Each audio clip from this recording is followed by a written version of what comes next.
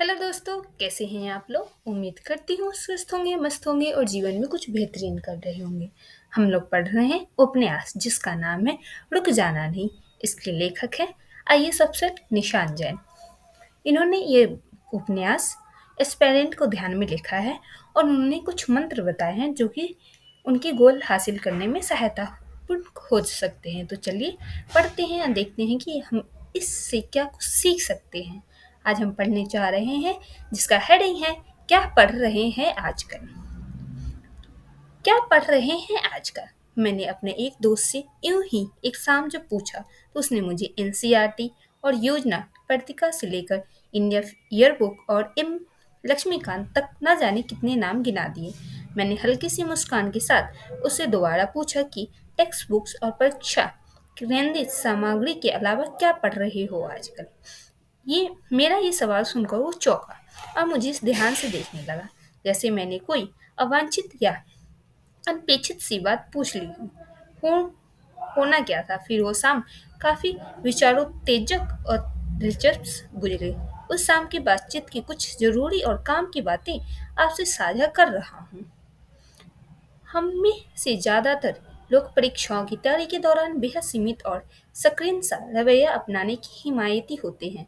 हम में से अधिकतर लोग सोचते हैं कि कुछ निर्धारित टेक्स्ट बुक और चुनिंदा पत्र पत्रिकाएं पढ़ना एकदम पर्याप्त है और इसके अलावा अगर हम कुछ भी रोचक, मनोरंजक, फिक्शन या नॉन फिक्शन या कोई और मैगजीन और अपनी रुचि से जुड़ा साहित्य पढ़ रहे हैं तो यह परीक्षा की गंभीर तैयारी के साथ अन्याय जैसा है। हालांकि इसी इसमें कोई संदेह नहीं है कि तैयारी सिविल सर्विस परीक्षा की हो या अन्य किसी परीक्षा की तैयारी फोकस्ड और केंद्रित होनी चाहिए ताकि बेहतर आउटपुट आ सके। पर मैं साथ ही यह भी जोड़ना चाहूंगा कि नए पैटर्न और ट्रेंड को देखते हुए रीडिंग हैबिट एक अनिवार्य जरूरत बनकर उभरी है। आइए समझते हैं क्यों और कैसे। आपने सिविल सेवा परीक्षा के हाल ही के प्रश्न पत्रों में महसूस किया कि पूछे जाने वाले सवालों का दायरा पहले से ज्यादा व्यापक ही हुआ है और यह अंदाजा लगाना सचमुच मुश्किल है कि सवालों के स्रोत कितने विविध और बिखरे हुए हो सकते हैं। इसका मतलब यह हुआ कि हमारी तैयारी का दायरा भी ठीक ठाक व्यापक होना चाहिए जिसमें हम अपनी आँख कान खुले रखकर नई चीजों को लगातार सीखते रहें। इस तरह अपने लेखन कौशल को निखारने के लिए प्रमुख तौर पर दो चीजें की दरकार होती है। एक तो अच्छी स्तरीय सामग्री कंटेंट और दूसरा भाषा पर अधिकार जिसमें हमारी शब्दावली वोकेबलरी और शैली स्टाइल महत्वपूर्ण भूमिका निभाते हैं। रीडिंग हैबिट यानी पढ़ने की आदत या पढ़ने का शौक इन दोनों जरूरतों को पूरा करके लेखन कौशल को निखारने में जबरदस्त मदद करता है। टेक्स्ट बुक से अलग कुछ और पढ़ते पढ़ते न केवल नई जानकारियों और ज्ञान से रूबरू होने का मौका मिलता है बल्कि भाषा पर पकड़ भी मजबूत होती है। साथ ही एक बेहतरीन आदत का विकास होता है और आनंद की अनुभूति भी होती है। पढ़ना भी बाकी रुचियों की तरह एक शानदार और दिलचस्प हॉबी है। लेकिन सवाल यह है कि इस तरह की शौकिया रीडिंग कब करें और पढ़े तो क्या पढ़ें? पहली बात का जवाब तो यह है कि जब टेक्स्ट बुक पढ़ते पढ़ते उब जाए या फुर्सत में हो या ट्रेवल कर रहे हो तो यूं ही कोई सी किताब या मैगजीन जो आपको पसंद हो या आपको आकर्षित करे उसे पढ़ने का वक्त निकाले। लेकिन हिंदी में क्या पढ़े यह सवाल काफी प्रासंगिक और ज्वलंत सा हो जाता है। मैं इस सवाल का जवाब खोजने में आपकी मदद करने की कोशिश करता हूँ। ऐसी किताबों को आप सुविधा और रुचि के अनुसार तीन चार कैटेगरी में बांट सकते हैं।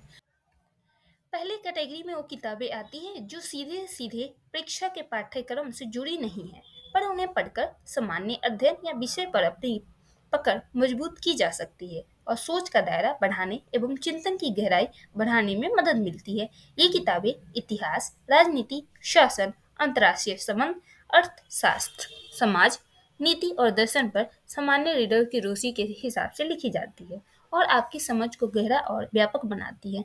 इन किताबों में अमर्त्य सेन, रामचंद्र गुहा, गुरुचरण दास, जया द्रेज, रजनी कोठारी, शशि थरूर, राम आहूजा, श्यामाचरण दुबे, प्रताप भानु मेहता, बिपिन चंद्रा, सुशील खिलानी जैसे लेखकों की किताबें शामिल हो सकती हैं।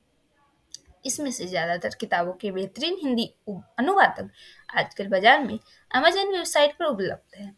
इस तरह की ज्ञानवर्धक और प्रामाणिक किताबों के लिए भारत सरकार ने नेशनल बुक ट्रस्ट और प्रकाशन विभाग की किताबें भी बेहतर विकल्प है।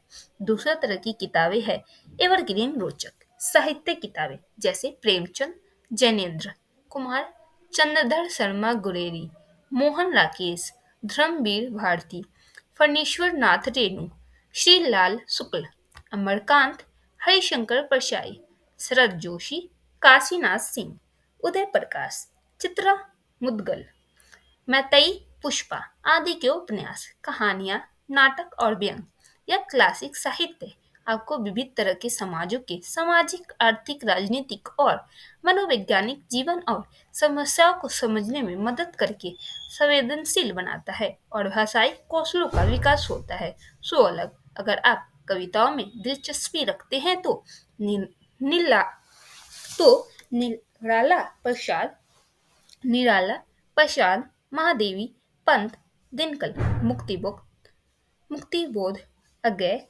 नागार्जुन रा, राजेश जोशी की कविताओं से लेकर दुष्यंत कुमार, निंदा फाजली, जावेद अख्तर और गुलजार की गजलें नज़्में आपका इंतजार कर रही हैं। हिंदी और उसकी सभी बोलियों उपभाषाओं के बेहतरीन साहित्य को इंटरनेट पर पढ़ने के लिए आप कविता कोश और गंध कोश नामक दो बेहतरीन वेबसाइटों का सहारा ले सकते हैं। तीसरी तरह की किताबें विशोखिया किस्म की किताबें हैं। ये है युवाओं द्वारा लिखा गया, युवाओं पर केंद्रित नया और ताजगी भरा साहित्य, जो नई वाली हिंदी में युवा लेखकों द्वारा लिखा गया है। यह ज्यादातर कहानियां, नोवेल या तेव तेवलोंग यात्रा वृत्तांत है, जिसमें युवा पाठक खुद को जोड़ पाते हैं और उन्हें हाथों हाथ ले रहे हैं। मिसाल के तौर पर ऐसी चर्चित किताबों में नीलोत्पल मृणाल की डार्क हॉर्स एवं अघोर दिव्य प्रकाश द्विवेदी की मसाला चाय और मुसाफिर कैफे, सत्य व्यास की दिल्ली दरबार और बनारस टॉकीज टॉकीज, पंकज दुबे की लूजर कहीं का, ललित कुमार की विटामिन जिंदगी, अनुराधा बेनीवाल की ब्रांड आजादी मेरा ब्रांड, शशांक भारती की देहाती लड़के और गौरव सोलंकी की 11वीं ए के लड़के जैसी किताबें शामिल है। इस तरह के नए किस्म के साहित्य के भीतर इंग्लिश के लोकप्रिय लेखकों चेतन चेतन भगत, अमीश त्रिपाठी, अश्विन सांघी, आनंद नीलकंठन, क्रिस्टोफर शी डोयल की लोकप्रिय किताबों के हिंदी अनुवाद भी शामिल किए जा सकते हैं। किताबों के अलावा कुछ अच्छी पत्रिकाएं भी हैं जो संख्या तौर पर पढ़ी जा सकती हैं। न्यूज मैगजीन में इंडिया टुडे और आउटलुक। सामान्य रुचि की पत्रिकाओं में हिंदुस्तान टाइम्स समूह की पत्रिका कादम्बिनी और दैनिक भास्कर समूह की आहा जिंदगी और साहित्य पत्रिकाओं में नया ज्ञानोदय, आजकल ताकि आदि भी कुछ ऐसी पत्रिकाएं हैं। समय समय पर बुक कल्चर को बढ़ावा देने के लिए पुस्तक मेले और लिटरेचर फेस्टिवल जैसे आयोजन आजकल काफी होने लगे हैं। इसमें टहलकर किताबों की दुनिया की ताजगी महसूस की जा सकती है और समकालीन साहित्य और सूचनापन एवं ज्ञानवर्धक किताबों एवं पत्रिकाओं से रूबरू हुआ जा सकता है। कुल मिलाकर बात इतनी सी है कि रीडिंग हैबिट या पढ़ने का शौक आपकी सोच और समझ को विस्तृत और व्यापक बनाता है, आपको बेहतर एक्सपोजर देता है और भाषा पर आपका अधिकार मजबूत तो करता ही है। ऊपर जो कुछ मैंने लिखा है उससे घबराए नहीं। ऊपर लिखी किसी भी किताब को पढ़ना यूपीएससी की परीक्षा या किसी अन्य परीक्षा को क्वालिफाई करने के लिए कतई अनिवार्य नहीं है। इनमें से आप अपनी रुचि और पसंद के मुताबिक किताबें चुनकर अपनी जिंदगी भर चलने वाली शानदार हॉबी विकसित कर सकते हैं और कदाचित यह भी संभव है कि आपकी परीक्षा के किसी चरण में इस पढ़ाई के शौक का कोई प्रत्यक्ष अप्रत्यक्ष लाभ मिल जाए। तो ये थी आज की हमारा चैप्टर, जिसमें हमने ये जाना कि हमें बुक रीडिंग करना क्यों ज़रूरी है। तो अब खुद से और अपने दोस्तों से गपशप करते हुए पूछ लीजिए क्या पढ़ रहे हैं आजकल। तो इतना ही था इस आज की वीडियो में, क्योंकि अगला चैप्टर हमारा नेक्स्ट चैप्टर होगा जो कि हम कल पढ़ने वाले हैं।